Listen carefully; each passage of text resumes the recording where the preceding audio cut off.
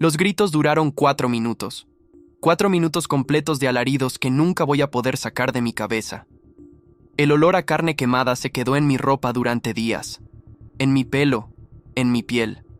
No importaba cuántas veces me bañara. El fuego consumió su cuerpo lentamente mientras yo lo miraba, sin apartar la vista, sin llorar, sin sentir nada excepto que finalmente se estaba haciendo justicia. Lo quemé vivo, a mi hermano mayor, al único familiar que me quedaba en el mundo. Y ahora estoy aquí, encerrado, cumpliendo una condena de solo 4 meses. 4 meses por haberle prendido fuego a un ser humano. 4 meses por haberlo dejado gritar hasta que su garganta se cerró por el humo. 4 meses por haberlo visto retorcerse mientras las llamas comían su piel. ¿Saben lo que es más extraño? Que la fiscal lloró al pedir mi condena.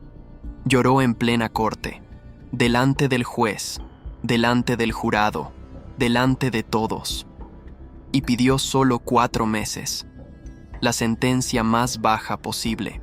Algunos dijeron que fue misericordia, otros dijeron que fue un error del sistema, que 4 meses por quemar vivo a alguien es una burla a la justicia, que merezco cadena perpetua, que soy un monstruo. Pero nadie sabe por qué lo hice, nadie sabe lo que descubrí, nadie sabe la verdad completa excepto yo, la fiscal que lloró, y ahora ustedes, porque voy a contarlo todo. ¿Alguna vez han descubierto algo tan horrible sobre alguien que aman que cambia todo lo que pensaban saber? ¿Tan oscuro que no pueden seguir viviendo como si no lo supieran? ¿Tan monstruoso que la única respuesta es hacer algo igualmente monstruoso? Yo sí. Y por eso mi hermano Matías murió quemado. Y por eso yo estoy aquí, contando los días que me quedan. 30 días exactamente. Un mes más y salgo libre. Me llamo Joshua. Tengo 19 años. Llevo 3 meses encerrado en este infierno donde me han intentado violar 2 veces. 2 veces he tenido que defenderme con lo que encuentro. 2 veces he estado a punto de convertirme en víctima de la misma violencia que odio. Pero aguanto. Aguanto porque en un mes salgo. Y porque sé que lo que hice fue necesario. Los medios lo pintaron de 1000 formas.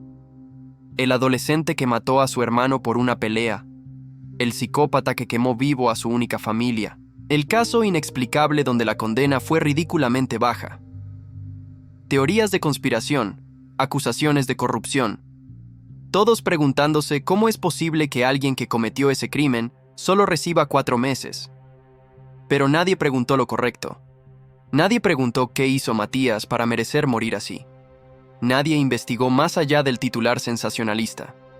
Y cuando la verdad salió en el juicio, cuando se presentó la evidencia, cuando quedó claro por qué hice lo que hice, los medios guardaron silencio, porque la verdad era demasiado horrible, demasiado oscura, demasiado incómoda.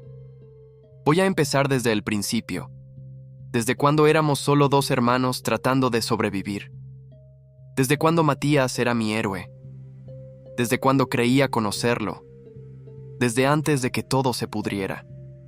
Mi padre murió cuando yo tenía 13 años. Ataque al corazón. Repentino. Un día estaba vivo y al siguiente no.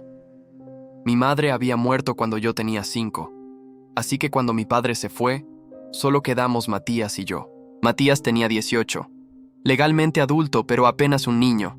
Tuvo que hacerse cargo de mí, trabajar, mantener el departamento, asegurarse de que yo fuera a la escuela, cocinar, pagar cuentas, ser padre y hermano al mismo tiempo, y lo hizo bien, mejor de lo que nadie esperaba. Conseguimos sobrevivir. No era fácil, pero lo logramos. Matías trabajaba en construcción durante el día y hacía entregas de comida por las noches. Yo iba a la escuela y ayudaba en lo que podía. Éramos un equipo, éramos hermanos, éramos todo lo que teníamos. Yo lo admiraba, lo veía como un superhéroe, alguien que sacrificó su juventud para cuidarme, alguien que pudo haberme dejado en el sistema pero no lo hizo, alguien que eligió la familia sobre todo lo demás. Qué estúpido fui, qué ciego, qué ingenuo.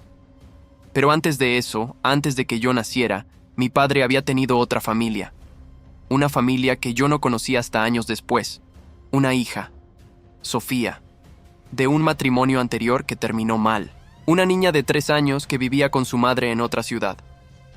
Mi padre la veía ocasionalmente, pagaba manutención, intentaba ser parte de su vida aunque la distancia lo hacía difícil. Yo tenía 14 cuando Sofía desapareció.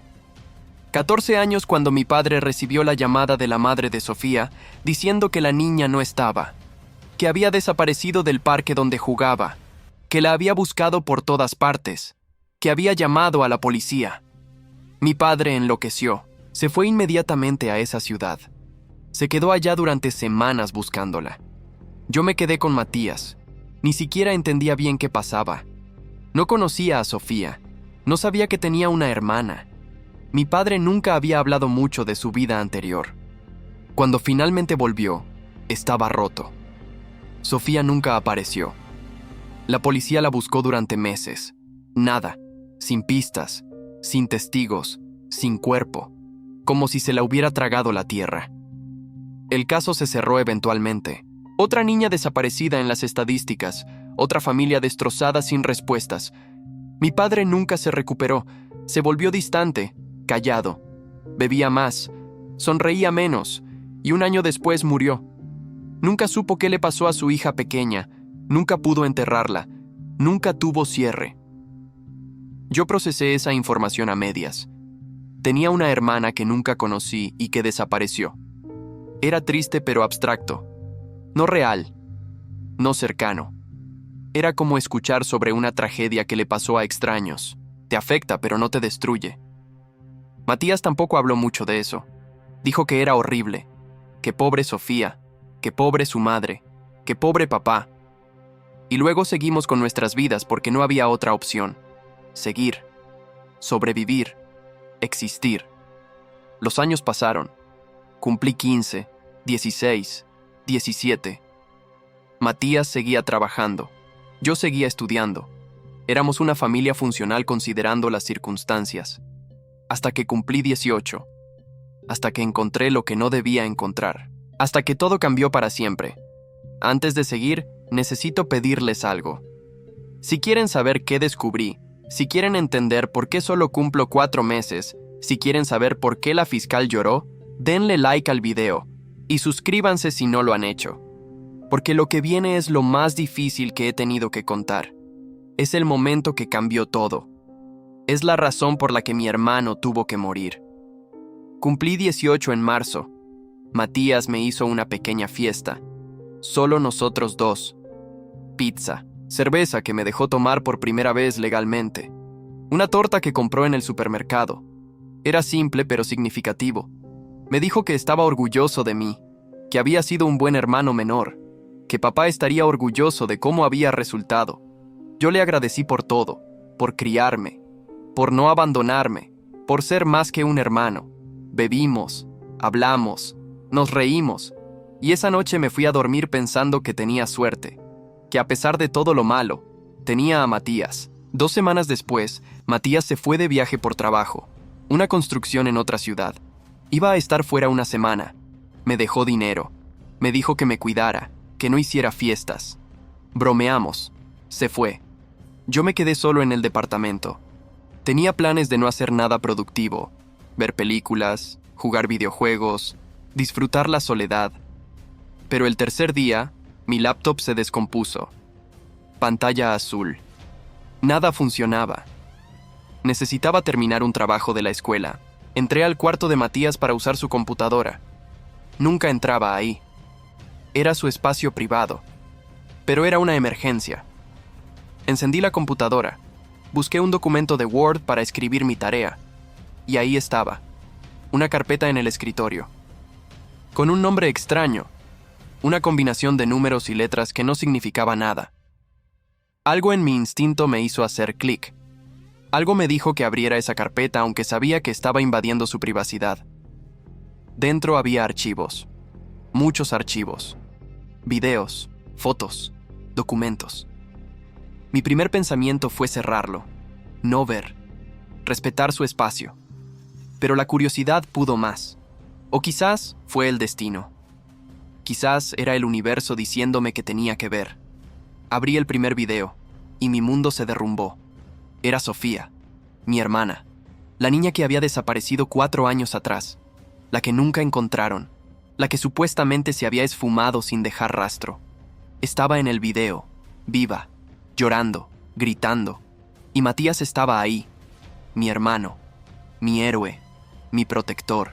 Estaba haciendo cosas horribles, cosas que no voy a describir en detalle porque no puedo, porque cada vez que lo pienso siento que voy a vomitar. Cerré el video inmediatamente. Temblaba. No podía respirar. No podía procesar lo que acababa de ver. Pero tenía que estar seguro. Tenía que saber si era real o si mi mente me estaba jugando una broma cruel. Abrí otro video. Y era peor. Mucho peor. Era Sofía otra vez. Pero diferente. Más lastimada. Más asustada. Y Matías seguía ahí, hablándole, diciéndole que se callara, que nadie iba a venir por ella, que era su culpa. Había docenas de videos, docenas, todos de Sofía, todos mostrando su sufrimiento, todos con Matías como protagonista, y luego estaba el último video, el que me hizo entender todo, el que me mostró exactamente qué le había pasado a mi hermana. Sofía tenía 3 años en ese video. Estaba atada, llorando, pidiendo a su mami, y Matías estaba parado frente a ella con un bidón de gasolina. Le hablaba, le decía que esto tenía que pasar, que ella sabía demasiado, que no podía dejarla ir, que lo sentía, y entonces le echó gasolina encima. Sofía gritó tan fuerte que el audio del video se distorsionó, gritó como solo puede gritar un niño aterrorizado, y Matías sacó un encendedor y prendió el fuego. El video mostraba todo, cada segundo, cada grito, cada movimiento de Sofía intentando escapar de las llamas, cada momento hasta que dejó de moverse. No sé cuánto tiempo estuvo encendido ese video. No sé cuánto tiempo me quedé sentado mirando esa pantalla después de que terminara. Solo sé que cuando finalmente reaccioné, había vomitado sobre el teclado. Había lágrimas en mi cara que no recordaba haber llorado. Y había una claridad absoluta en mi mente. Mi hermano había secuestrado a Sofía. La había torturado. Y la había quemado viva. Y nunca había dicho nada. Había vivido con ese secreto durante 4 años. Había consolado a mi padre mientras él sufría sin saber qué le pasó a su hija. Había vivido conmigo como si nada. Como si fuera una persona normal. Como si no tuviera las manos manchadas con la sangre de una niña de 3 años. Seguí revisando la carpeta. Encontré documentos, notas, fechas. Matías había planeado todo meticulosamente. Había estudiado la rutina de Sofía. Había esperado el momento perfecto. La había tomado del parque ese día. La había llevado a un lugar que tenía preparado. Y había hecho cosas con ella durante días antes de matarla. Los documentos también explicaban qué pasó después. Cómo quemó el cuerpo completamente. Cómo se aseguró de quemar hasta los huesos. Cómo esparció las cenizas en diferentes lugares. Cómo se deshizo de cada evidencia. Por eso nunca la encontraron. Por eso el caso se cerró sin resolver. Porque no había cuerpo, no había nada que encontrar. Matías había sido meticuloso, profesional casi, y había salido impune. Me quedé en su cuarto durante horas, mirando esos archivos, procesando, intentando reconciliar al Matías que conocía con el Matías de esos videos. No podía. Eran 2 personas diferentes. O quizás siempre había sido el mismo y yo había sido demasiado ciego para ver. Pensé en ir a la policía. Era lo lógico, lo correcto. Pero luego pensé en qué pasaría. Matías tenía 23 años. Si lo arrestaban, si lo juzgaban, ¿cuántos años le darían? ¿20? ¿30? ¿Cadena perpetua? Incluso cadena perpetua no era suficiente. Cadena perpetua significaba que viviría, que comería, que dormiría, que respiraría, que existiría. Y Sofía no. Sofía había muerto aterrorizada a los 3 años. Había sufrido durante días antes de morir. Había gritado por ayuda que nunca llegó. Había sido quemada viva. Y Matías iba a tener el lujo de un juicio, de un abogado, de 3 comidas al día, de una cama, de seguir existiendo. No, eso no era justicia. Eso no era suficiente. Decidí en ese momento qué iba a hacer. Iba a darle a Matías exactamente lo que le había dado a Sofía. Iba a quemarlo vivo. Iba a hacerlo sufrir como ella sufrió. Iba a asegurarme de que supiera exactamente por qué estaba muriendo. Y luego iba a entregarme. Iba a mostrarle a la policía todo lo que había encontrado. Iba a asegurarme de que el mundo supiera lo que Matías era. Y si eso significaba que yo también iba a prisión, que así fuera. Valía la pena. Sofía merecía esa justicia. Copié todos los archivos a una memoria USB. Cada video, cada documento, cada foto, todo. Lo guardé en un lugar seguro donde la policía lo encontraría después.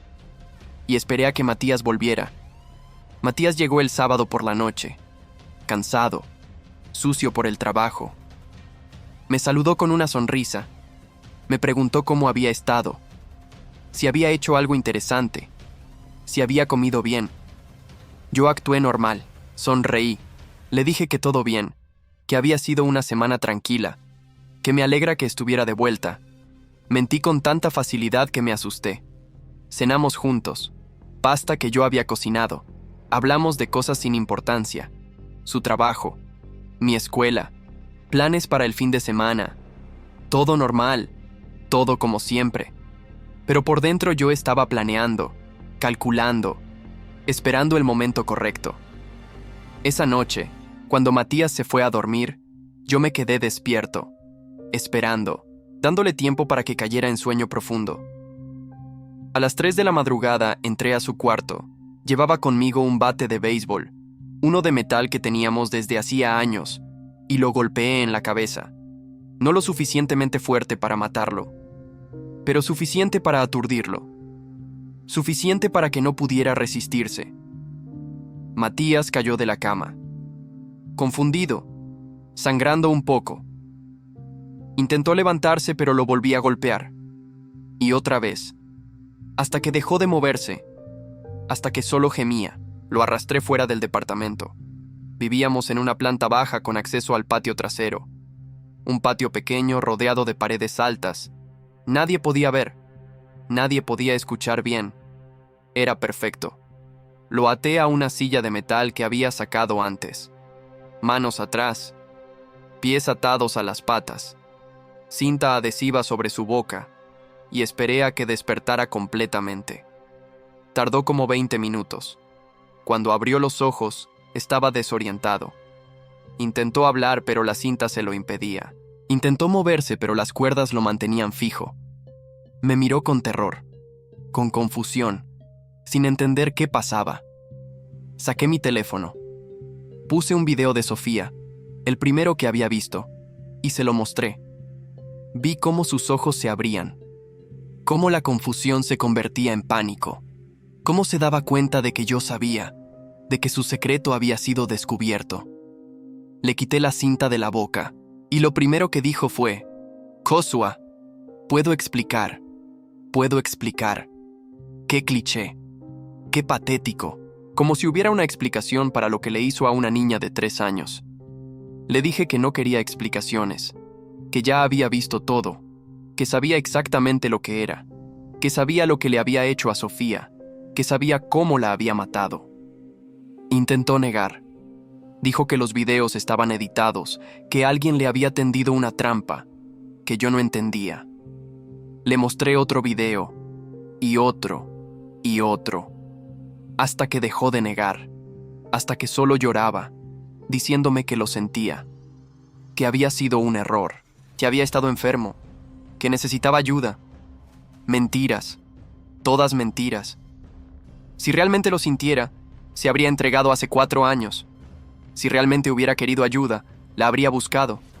Pero no lo hizo. Vivió su vida normal. Trabajó, comió, durmió, rió. Todo mientras Sofía estaba muerta y nuestro padre se consumía sin saber qué le pasó. Le pregunté por qué. ¿Por qué a Sofía? ¿Por qué de esa forma? Y me contó.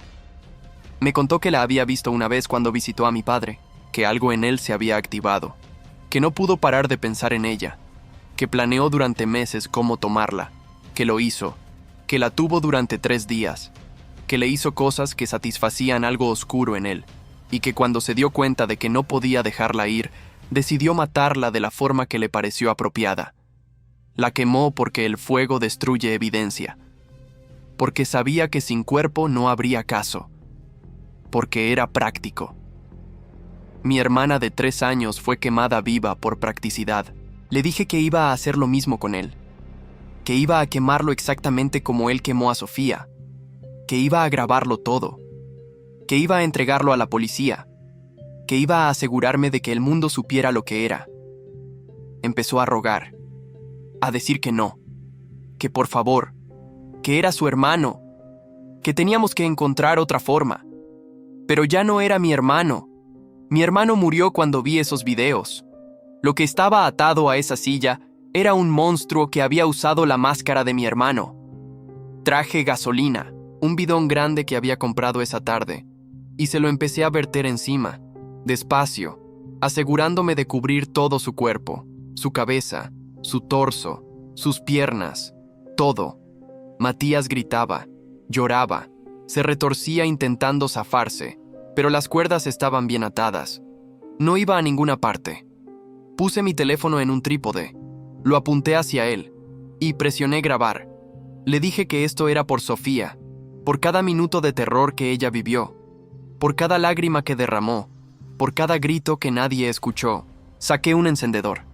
Matías me miraba con ojos suplicantes, intentó decir algo, pero ya no me importaba. Prendí el encendedor y lo tiré sobre él. El fuego se encendió inmediatamente. Las llamas cubrieron su cuerpo en segundos. Y entonces empezó a gritar. Gritos que nunca voy a olvidar. Gritos que me despiertan por las noches. Gritos que escucho cada vez que cierro los ojos. Pero no aparté la vista. Me obligué a mirar. A ver cada segundo. A grabar cada momento. Porque Sofía no tuvo la opción de apartar la vista. Ella tuvo que vivir eso, y yo tenía que ser testigo de su justicia. Los gritos duraron 4 minutos. 4 minutos que parecieron horas. 4 minutos hasta que su garganta se cerró por el humo. 4 minutos hasta que dejó de moverse. Y cuando finalmente se apagaron las llamas, cuando su cuerpo quedó carbonizado e irreconocible, llamé a la policía. Les dije mi dirección. Les dije que había matado a mi hermano. Les dije que vinieran. Llegaron en 10 minutos. Me encontraron sentado en el patio, junto al cuerpo, con mi teléfono todavía grabando. Me arrestaron inmediatamente. En la estación les di todo. La memoria USB con los videos de Sofía. El video que había grabado del asesinato de Matías. Una confesión completa escrita. Todo. Les expliqué paso por paso lo que había descubierto y lo que había hecho. ¿Por qué lo había hecho de esa forma? ¿Por qué necesitaba que sufriera? Los detectives me miraban con una expresión que no podía descifrar. Horror, comprensión, confusión, todo mezclado. Revisaron la evidencia. Vieron los videos de Sofía. Vieron lo que Matías le había hecho. Uno de los detectives vomitó. Otro tuvo que salir de la sala. Y entonces entendieron. Entendieron por qué hice lo que hice. Pero la ley es la ley. Yo había matado a alguien, premeditadamente, brutalmente, y tenía que ser juzgado. Mi juicio fue relativamente rápido, 3 meses desde mi arresto hasta la sentencia. Durante ese tiempo los medios explotaron. Al principio me pintaban como un monstruo, el chico que quemó vivo a su hermano, un psicópata, un peligro. Pero luego salió la otra parte, los videos de Sofía, lo que Matías había hecho. Y la narrativa cambió. Algunos me llamaban héroe, otros seguían diciendo que era un asesino, que debía haber ido a la policía, que 2 males no hacen un bien. Mi abogado era público, no tenía dinero para uno privado, pero hizo lo mejor que pudo. Argumentó que yo había actuado bajo estrés emocional extremo, que descubrir lo que descubrí habría quebrado a cualquiera, que mi acción, aunque ilegal, era comprensible. El fiscal asignado al caso era una mujer, Catalina, 40 y tantos años, seria, profesional. Durante las primeras audiencias, ella argumentó por condena severa. Decía que yo era peligroso, que había planeado y ejecutado un asesinato brutal, que merecía años de prisión. Pero algo cambió durante el juicio. Durante una de las audiencias, mi abogado presentó documentos familiares, árboles genealógicos, intentando establecer contexto sobre Sofía y su relación con nosotros. Y ahí salió algo que nadie esperaba. Mi padre había tenido una hermana menor que se había ido del país hace 20 años. Perdieron contacto. Nadie sabía dónde estaba. Nadie había hablado con ella en décadas. Esa hermana se llamaba Catalina. La fiscal. Era mi tía, la hermana de mi padre, la tía de Sofía. Y no tenía idea. No sabía que su hermano había tenido más hijos.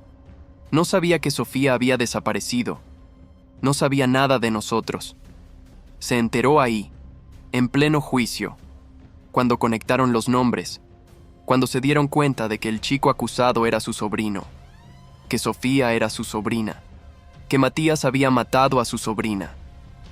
Vi cómo su cara cambiaba cuando se dio cuenta, cómo el profesionalismo se resquebrajó por un segundo, cómo tuvo que pedir un receso para procesar. Cuando volvimos, ella estaba diferente. Seguía siendo la fiscal. Seguía teniendo que hacer su trabajo. Pero había algo más en sus ojos. Algo personal. El día de los alegatos finales, Catalina se levantó para pedir mi sentencia. Todo el mundo esperaba que pidiera años. 10, 20. Algo que reflejara la severidad del crimen. Pero no lo hizo. Se paró frente al juez. Respiró profundo. Y habló. Dijo que había revisado toda la evidencia, que había visto los videos de lo que Matías le hizo a Sofía, que había leído los documentos, que entendía la magnitud del horror que Joshua había descubierto. Dijo que aunque ella era fiscal y debía buscar justicia, también era tía de una niña que nunca conoció, tía de un sobrino que descubrió algo que nadie debería descubrir. Y entonces empezó a llorar, ahí mismo, en plena corte.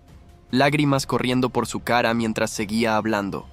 Dijo que Matías había destruido a Sofía, que le había quitado la oportunidad de vivir, de crecer, de ser, que había destruido a su hermano, mi padre, al no dejarle saber qué pasó, que había destruido a toda la familia con su secreto, y que Joshua, al descubrir eso, había tomado una decisión imposible. Una decisión que ningún adolescente de 18 años debería tener que tomar. Dijo que sí, lo que hice fue ilegal, que sí, merecía castigo, pero que el castigo debía reflejar el contexto completo, que yo no era un asesino serial, no era un psicópata, era un chico que había encontrado evidencia de que su hermano había torturado y asesinado a su hermana pequeña, y entonces pidió 4 meses, solo 4 meses. La sala entera quedó en shock. El juez le preguntó si estaba segura. Ella asintió. Dijo que 4 meses en prisión más libertad condicional era suficiente, que yo ya había pagado un precio enorme, que había perdido a toda mi familia, que iba a cargar con esto el resto de mi vida, que ponerme en prisión durante años no servía a ningún propósito de rehabilitación o seguridad pública. El juez se tomó 2 días para decidir, y cuando volvió, aceptó la recomendación de Catalina. 4 meses de prisión, 2 años de libertad condicional después. Evaluaciones psicológicas regulares. Servicio comunitario. Pero solo 4 meses encerrado. Me sentenciaron y me llevaron a prisión de menores primero. Cuando cumplí los 19 me trasladaron aquí, a una prisión de adultos, y aquí es donde todo se complicó. En prisión de menores estaba relativamente seguro, separado, protegido, pero aquí no. Aquí estoy con adultos, con criminales de verdad, con gente que ve a un chico de 19 años y piensa que es presa fácil. La primera vez que intentaron violarme fue en las duchas. 2 tipos, más grandes que yo. Me acorralaron, intentaron forzarme, pero yo había estado anticipando esto. Llevaba un cepillo de dientes afilado escondido. Se lo clavé a uno en el muslo, al otro le golpeé la garganta. Logré salir. Me pusieron en aislamiento durante 1 semana por pelear. La segunda vez fue peor. 3 tipos esta vez, en mi celda, por la noche. Bloquearon la puerta, y ahí entendí que o luchaba como nunca, O pasaba algo que no iba a poder deshacer. Luché. Con todo. Con una furia que no sabía que tenía. Con todo el dolor acumulado. Con toda la rabia. Lastimé a 2. El tercero me lastimó a mí. Costillas rotas. Cara hinchada. Pero no lograron lo que querían. Me defendí. Y después de eso, me dejaron en paz. Porque supieron que no era fácil, que no iba a dejarme, que prefería morir peleando. Ahora llevo 3 meses aquí, 3 meses contando los días, 3 meses sobreviviendo, 3 meses recordando por qué estoy aquí. Me queda un mes, 30 días, y salgo libre. Bueno, libre entre comillas. 2 años de libertad condicional, reportarme semanalmente, terapia obligatoria, restricciones en dónde puedo ir, pero es mejor que esto. Cualquier cosa es mejor que esto. He tenido mucho tiempo para pensar durante estos 3 meses. Mucho tiempo para procesar todo. Para preguntarme si hice lo correcto. Y la verdad es que no lo sé. Moralmente, siento que sí. Matías merecía morir por lo que le hizo a Sofía. Merecía sufrir. Merecía saber que su secreto había sido descubierto. Merecía justicia. Pero legalmente, éticamente, humanamente, ¿tenía yo derecho a ser juez, jurado y verdugo? ¿Tenía derecho a decidir que merecía morir y ejecutarlo yo mismo? La ley dice que no, y por eso estoy aquí, pero mi corazón dice que sí, que Sofía merecía esa venganza, que nuestro padre, aunque ya estaba muerto, merecía saber qué pasó, que el mundo merecía saber lo que Matías era. He recibido cartas durante estos meses, muchas cartas, de gente que leyó mi historia. Algunas son de apoyo, dicen que hice lo correcto, que soy un héroe, que Matías merecía peor, que ojalá más gente tuviera el valor de hacer lo que hice. Otras son de odio, dicen que soy un asesino, que soy igual que Matías, que 2 males no hacen un bien, que debí haber confiado en el sistema, y tienen razón en cierto modo. Debí haber intentado el camino legal primero, pero honestamente no confío en que hubiera funcionado. He visto cómo funciona el sistema. Abogados caros, tecnicismos, evidencia cuestionada.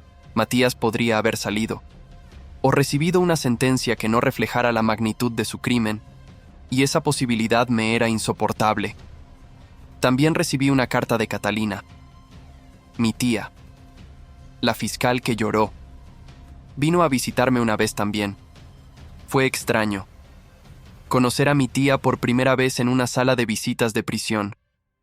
Ella me contó sobre mi padre, sobre cómo era cuando eran jóvenes, sobre por qué se fue del país y perdió contacto.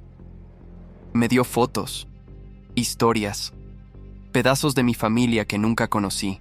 Me dijo que sentía no haber estado ahí, que si hubiera sabido que su hermano tenía hijos, habría intentado ser parte de nuestras vidas, que lamenta no haber conocido a Sofía, que lamenta no haber podido protegerla.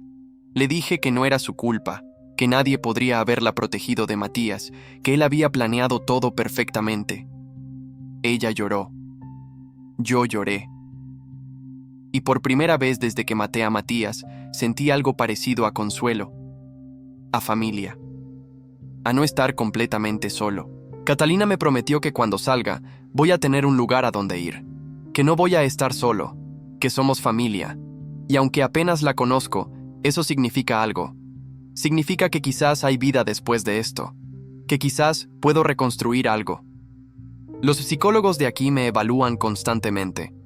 Buscan signos de psicopatía, de tendencias violentas, de falta de empatía. Pero lo que encuentran es trauma.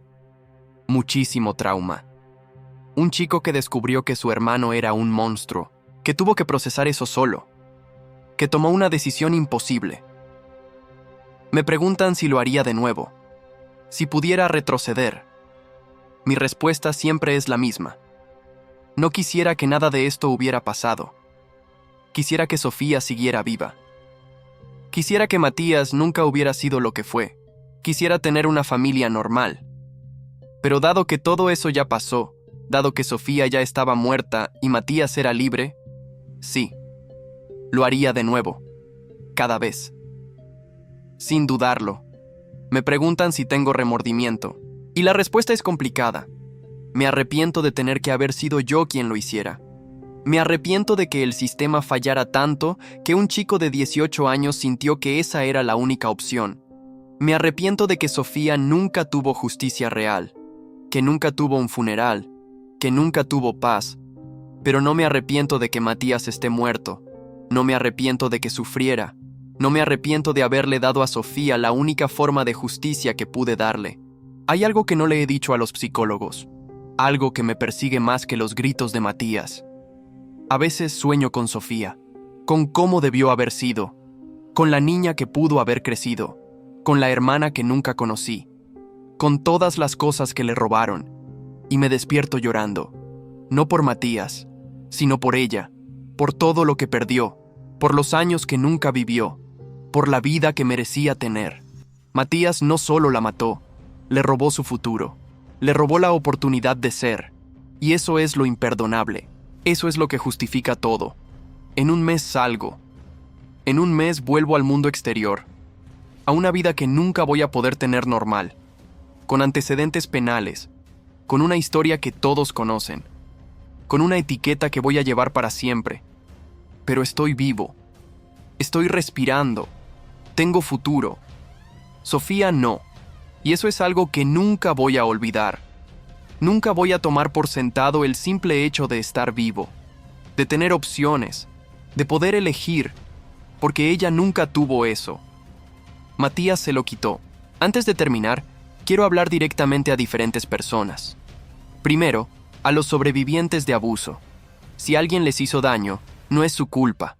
Nunca fue su culpa. No importa lo que el abusador les haya dicho. No importa cuánto tiempo pasó. No importa si nadie les creyó. Su verdad importa, y tienen derecho a buscar justicia de la forma que puedan. Sofía nunca tuvo esa oportunidad. Ustedes sí, úsenla. Segundo, a las familias de víctimas. Sé lo que es no tener respuestas. Sé lo que es el agujero que deja a alguien que desaparece. Es un infierno, y si algún día descubren la verdad, va a doler más de lo que imaginan, pero es mejor saber que vivir en la incertidumbre. Mi padre murió sin saber. Yo hubiera querido que supiera, que tuviera aunque sea esa pequeña paz. Tercero, a la gente que dice que debía haber ido a la policía. Tienen razón. En un mundo ideal, eso es lo que debía haber hecho. Pero no confío en el sistema. He visto demasiados casos donde los abusadores reciben sentencias ridículas, donde las víctimas son revictimizadas, donde la justicia nunca llega. No digo que todos deban hacer lo que hice, solo digo que entiendo por qué algunos lo hacen. Y finalmente, a Sofía.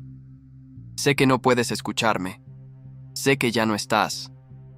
Pero necesito decirte que lo siento. Siento no haberte conocido. Siento no haber podido protegerte. Siento que nadie te salvó. Siento que tuviste que sufrir sola. Pero quiero que sepas que te vengué. Que el monstruo que te hizo eso ya no existe. Que murió de la misma forma que tú, que pagó. No es suficiente, nada traerá de vuelta, pero es todo lo que pude hacer, y espero que donde sea que estés, tengas paz, la paz que nunca tuviste en vida. Ahora quiero hablarles a ustedes, a todos los que llegaron hasta el final de esta historia. Gracias por escuchar, gracias por no juzgarme antes de conocer toda la historia. Gracias por entender que las situaciones no siempre son blanco y negro. Si esta historia los impactó, si les hizo pensar, si sienten que es importante que se cuente, denle like al video. Ese botón de me gusta ahí abajo, apriétenlo. Y suscríbanse al canal si no lo han hecho. Este canal cuenta historias difíciles, historias reales, historias que necesitan ser escuchadas aunque sean incómodas. Si tienen su propia historia, si son sobrevivientes, si conocen a alguien que necesita ayuda, déjenlo en los comentarios. Esta es una comunidad donde nos apoyamos, donde no estamos solos. Perdón por lo largo del video, sé que fueron muchos minutos, pero necesitaba contar todo. Necesitaba que entendieran no solo lo que hice, sino por qué. Necesitaba que conocieran a Sofía aunque sea a través de mi historia. Todos los días subimos historias nuevas, historias que los van a dejar pensando. Historias que muestran que la vida es más compleja de lo que parece. Así que si esto les resonó, van a encontrar mucho más aquí. Me quedan 30 días. 30 días sobreviviendo en este lugar. 30 días hasta recuperar mi libertad. Y cuando salga, voy a dedicar mi vida a asegurarme de que la historia de Sofía no sea olvidada. Que su muerte no sea en vano. Que otros niños sean protegidos. Que otros monstruos sean expuestos. Es lo mínimo que puedo hacer. Es mi forma de honrar su memoria. Hay una pregunta que me hacen todo el tiempo. ¿Valió la pena? 4 meses de infierno, antecedentes penales, una vida marcada para siempre, ¿valió la pena? Y mi respuesta siempre es la misma. Sí, 1000 veces sí. Porque Matías ya no puede lastimar a nadie más. Porque Sofía fue vengada. Porque la verdad salió a la luz. Porque aunque sea tarde, hubo justicia. No la justicia perfecta. No la justicia del sistema. Pero justicia al fin. Y eso tiene que ser suficiente. Porque es todo lo que tengo. Mi confesión. Mi testimonio. Mi forma de asegurarme de que Sofía sea recordada. No como una estadística. No como una niña desaparecida más, sino como una víctima que finalmente tuvo voz, aunque esa voz sea la mía, aunque haya costado todo. Gracias por escuchar mi historia. Gracias por no olvidar a Sofía. Y gracias por ser parte de esta comunidad donde las verdades difíciles pueden ser dichas. Nos vemos en un mes, cuando sea libre, cuando pueda empezar a reconstruir lo que queda de mi vida. Hasta entonces cuídense. Cuiden a los niños en sus vidas y nunca ignoren las señales, porque a veces los monstruos viven bajo el mismo techo, y solo alguien dispuesto a mirar de verdad puede detenerlos. Eso es todo. Esa es mi historia. ¿Por qué quemé vivo a mi hermano? ¿Por qué solo cumplo 4 meses? ¿Y por qué la fiscal lloró al pedir mi condena? Gracias por estar aquí hasta el final. Hasta la próxima historia.